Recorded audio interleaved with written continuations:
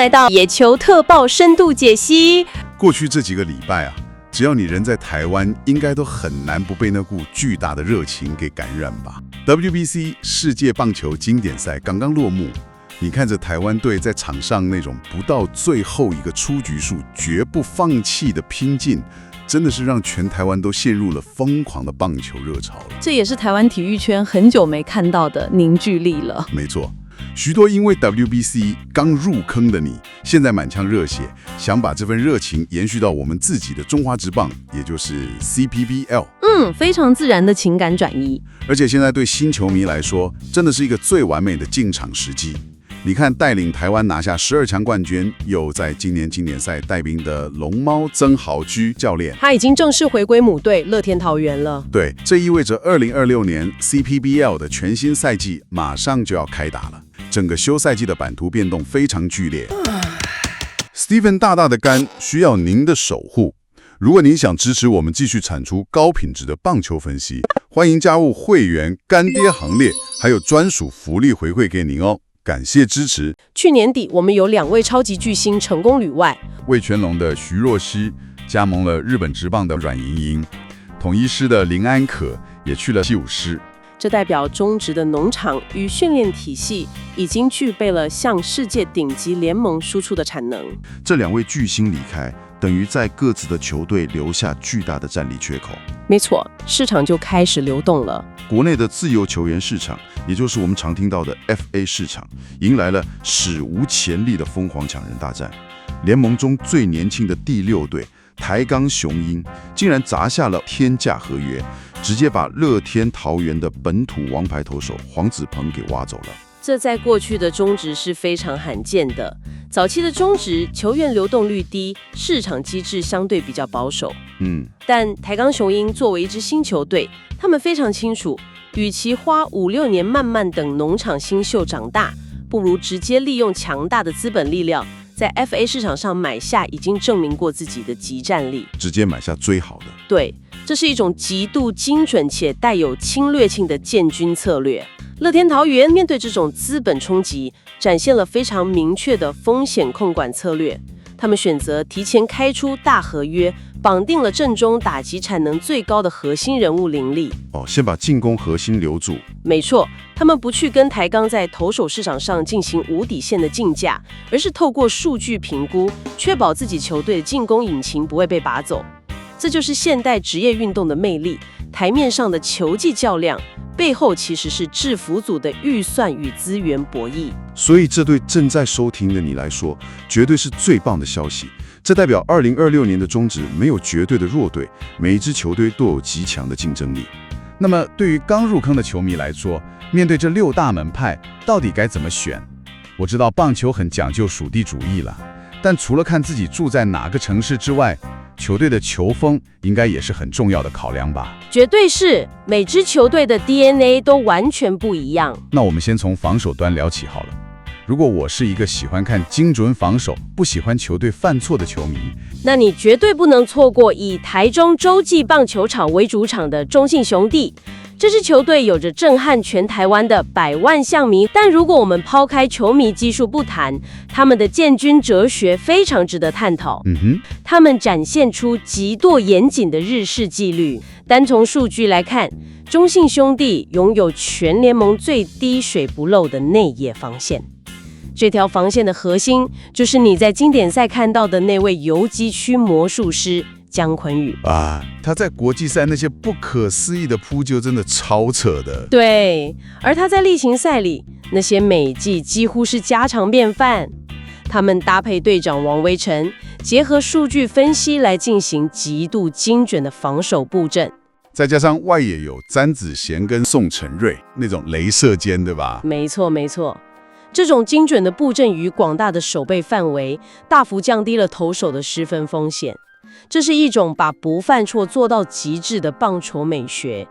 搭配上气氛大师郑浩君跟洋投罗哥，整个防御体系非常稳固。听起来就像是格斗游戏里那种防御点到满，专门等对手露出破绽的高手。那如果我们反其道而行呢？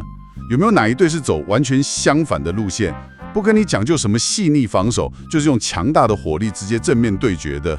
那我们要把目光移到台北的天母棒球场，来看看味全龙。这支球队的故事本身就很传奇，解散20年后重新回归，短短3年内就拿下了总冠军。这真的是电影等级的剧本。不过你可能会想问，味全龙今年不是失去了王牌投手徐若曦吗？这对他们的战力难道没有影响？对啊，少了一个能投到150几公里的本土王牌，这超伤的吧？影响当然有。喜欢这支影片吗？请记得按赞、订阅、加分享哦。还有别忘了开启小铃铛，才不会漏接任何精彩的分析哦。但总教练叶君璋的应对方式非常现代化，他们仰赖一套非常强大的运动科学训练体系。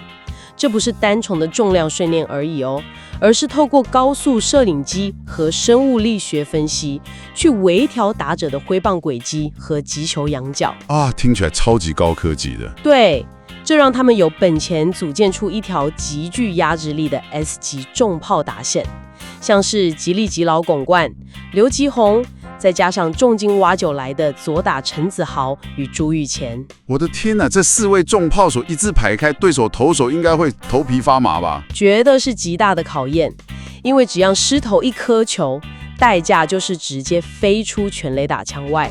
那我们来聊聊传统与传承吧。如果你看中这一点，那我们必须一路往南，来到台南看看统一狮。这是从1990年职棒元年到现在唯一没有换过母企业的球队。说到统一狮，就不能不提在 WBC 圈粉无数、高颜值又极具领袖气质的四野陈杰宪了。很多朋友都是因为他才想开始看中职的耶。陈杰宪绝对是这支球队的灵魂人物，但统一狮的战略体系其实远比单一球星来得深厚。他们常年维持了极高的竞争力，核心战略之一就是建立高上垒率的打线。高上垒率，所以他们不追求那种满天飞的全垒打罗。对，他们不追求每一棒都要把球轰上第2层看台，而是极度讲究选球耐心，不断消耗对方投手的用球数，只要上垒就能创造得分机会。虽然少了林安可，但他们还有邱志成、潘杰凯，加上大物新秀林家伟跟老将陈庸基，打线依旧非常稳定。加上他们还有胡志伟跟历史救援王陈运稳把关，这真是一支将传统与稳健发挥到极致的球队。那既然有这么传统的球队，有没有那种特别前卫，把现代数据棒球玩到最透彻的队伍？这就要回到北台湾的桃园国际棒球场，也就是乐天桃园的主场了。如果你觉得统一狮代表着传统，那乐天桃园就是标准的新世代思维。他们的主场本来就是电子音乐、应援和啦啦队文化的始祖嘛。那在球风上呢？这支球队已经进化成一台结合日式细女与数据科学的精密战车了。最明显的例子就是他们的机动性、破坏力。以林立和中职盗垒王陈晨威为首，他们不是单纯靠脚程快在乱跑而已，他们会去精算对方投手从抬脚到球进垒的时间。这种基于数据的高机动性会彻底打乱对方投捕的配球节奏，投手会因为一直提防垒上的跑者而无法专心对付打击区上的打者，进而产生失投。而且他们还有林泓育跟林子伟，投手端也有陈冠宇、朱晨阳跟洋投威能帝。看他们这种高速度、高压迫的节奏，现场气氛一定超级嗨。绝对的，进场看球就像看大型演唱会一样。我们已经看了防守流、重炮流、传统派跟数据派，最后我们来聊聊那种充满戏剧张力、带有逆袭色彩的球队吧。说到戏剧张力与逆袭，富邦悍将绝对是今年最值得观察的指标。他们位于新庄棒球场，拥有大联盟等级的豪华硬体设施。虽然过去几年战绩比较低迷一点，但他们现在是一支充满顶级天赋拼图的球队，正在酝酿一场谷底反弹的热血剧本。说到富邦悍将，我们 WBC 的国防部长张育成就在这里，对吧？他在经典赛的表现真的是神级别的。张育成当然是打线的绝对核心，他和范国成撑起了球队的火力。但从深度分析的角度来看，富邦真正让人期待的其实是他们极度强大的投手阵容。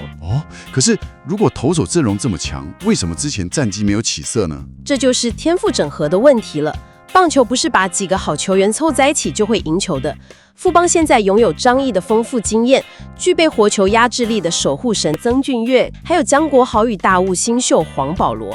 这组阵容的深度在联盟中绝对是名列前茅。那他们现在缺乏的是什么？他们现在的挑战是如何透过主战捕手戴培峰的引导，将这些各自独立的天赋串联成一个坚不可摧的防御体系。如果他们能成功整合，这支球队的反弹力道将会非常惊人。也就是说，支持富邦就像是买了一档基本面极佳，只等着利多消息引爆的潜力股喽。这个比喻非常贴切。那最后一支球队就是刚刚买投手的台钢雄鹰喽。他们真的有本钱跟这些老大哥们竞争吗？千万不要因为台钢年轻低估他们哦。这支球队是由中职史上最多胜的教头诸葛洪忠、洪一中操盘。洪总的电军策略非常灵活，而且强到铁血纪律。他们最精彩的地方在于阵容结构的层次感。层次感是指老鸟带菜鸟那种感觉吗？没错，打击端完美展现了老少配，有从日本职棒回归经验丰富的吴念庭和王柏荣，加上极具威胁性的2公尺洋炮魔鹰。这几个名字排出来真的很吓人。是啊，而这群老将在场上的任务不只是打出安打而已，更是要在实战中带领像游击状元曾子佑以及黑马王柏旋这些年轻球员成长。那花天价网罗黄子鹏呢？一个先发投手真的能对一支新球队产生这么大的化学效应吗？绝对可以。黄子鹏不仅仅是一个能赢球的投手，他更是一个能吃局数的工作马。当你的王牌投手每场都能稳定投满7局，这意味着你的牛棚投手可以得到充分的休息，隔天能以100%的状态去面对比赛。懂了，等于是整个投手群的节奏都会被稳定下来。对，黄子鹏的加入让台钢的先发轮值瞬间具备了挑战列强的本钱。看着这支球队在洪总的调度下一步成长茁壮，那种养成的成就感是非常巨大的。哇，经过你这样一轮的拆解，这6支球队的轮廓突然变得超级立体。不管是中信兄弟的日式极致防御，味全龙的运科研发火力，统一狮的传统底蕴与高上垒率，乐天桃园的数据机动战，还是富邦悍将的天赋逆袭，以及台钢雄鹰的完美养成计划。2026年的中职真的是百花齐放。没错，这不仅仅是选择一支球队去支持而已，你其实是在选择一种你个人最认同的棒球哲学与价值观。说得太好了，棒球说到底是一项非常吃现场频率的运动。你可能在电视荧幕前能看轻浮战术的执行，但你永远无法感受到几万人同时屏气凝神，等待一颗满球数关键球投出的那种极致寂静，还有全垒打敲出瞬间的那种震撼。对，你也无法体会到当主场球员把球轰出全垒打墙的那一瞬间，整座球场地板都在跟着震动的疯狂。2026年的全新赛季就在眼前，不管你最后选择了哪一种棒球哲学，最重要的行动呼吁就是打开售票系统，带着你的亲朋好友真正走进球场去感受一次吧。听完今天的解析，你决定把今年的热情投注在哪一队了呢？这个充满无限可能性的问题，就留给你在接下来的赛季中亲自坐进观众席里，去寻找属于你的解答喽。感谢各位收听今天的野球特报，我们下次再会。